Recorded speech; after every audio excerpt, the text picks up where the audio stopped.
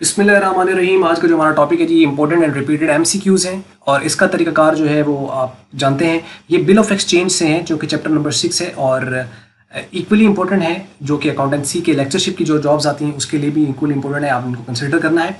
तरीकाकार इसका ये है कि आपको यहाँ पे सीरियल नंबर के साथ ये स्टेटमेंट्स दी हुई हैं, आपने स्टेटमेंट को पढ़ना है। आगे 4 ऑप्शन है ए बी सी और डी की शक्ल में, आपने इसका आंसर गेस करना है क्योंकि पिछले लेक्चर अगर आपने देखे हैं तो ऑब्वियसली आप इसको आंसर कर पाएंगे।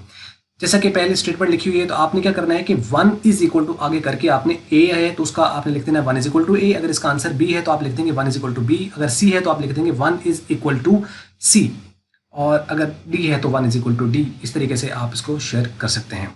तो इनको आप पढ़ें और अभी तक आपको जो है वो मेरे ख्याल में 7 या 8 तक तो क्लियरली नज़र आ रही हैं। वीडियो को आप पॉज करेंगे, इनको आप पढ़ लें और कमेंट्स में इनके आंसर आप हमारे साथ शेयर कर लें। हाँ, अगर आपको इनके फुली आंसर्स रिक्वायर्ड हों तो आप हमें मैसेज करेंगे तो उसके अकॉर्डिंगली हम इनको जो डिस्क्रिप्शन टैब है उसके अंदर हम अपडेट भी कर देंगे।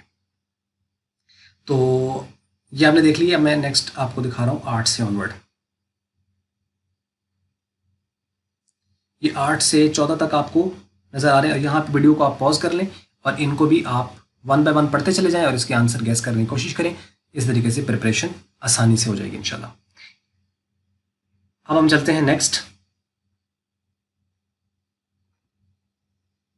15 और 15 से ऑनवर्ड।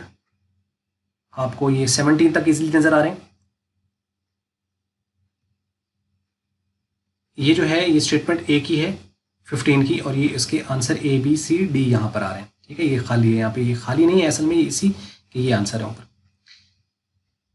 उसके बाद आप नेक्स्ट ये देख लीजिए और ये फाइनल है। टोटल 20 एमसीक्यूज हैं इसके अंदर। बस ये थी वीडियो और अगर आपको अच्छी लगे तो उसको आप लाइक कर लें मल्टीपीडिया की इस वीडियो को। अगर आप को अच्छी नहीं लगी तो उसको आप फिर डिसलाइक करते हैं। वीडियो देखने का शुक्रिया।